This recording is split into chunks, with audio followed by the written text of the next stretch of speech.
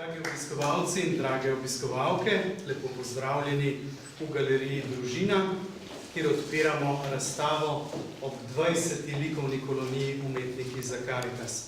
Začeli smo s pesmijo zbora Radia Ognjišče, kar pa seveda ni naključje, kajti Radio Ognjišče je lansko leto praznoval 20. rojstni dan in 20. likovna kolonija Umetniki za Karitas, se pravi, nekako hodimo z roko v roki.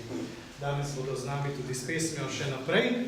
Najprej pa vabim gospoda direktorja založbe Družina, Toneta Rodeta, da nas v svoji hiši tukaj pozdravi. Prosim.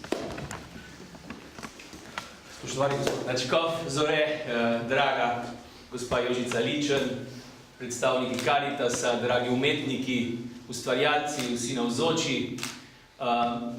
Vedno je veliko veselje otvarjati delovanje galerije Družina s tako posebnim dogodkom, kot je razstava Umetniki za Karitas.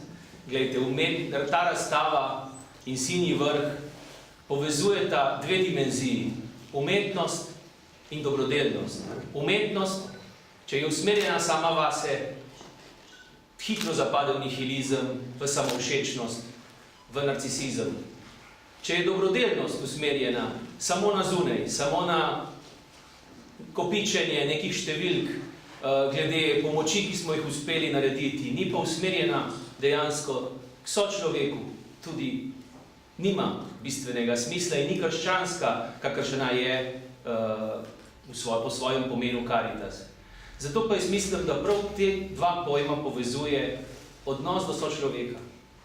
Ta odnos, ki nam ga kažete, vi umetniki, ki kažete prav poseben posluh do sočloveka v pogovoru, v dialogu z umetnino, preko katere, ki jo ustvarjate, pa tudi z dobrodelno roko, ki je sklonjena in dana dana sočloveku v pozdrav in v pomoč.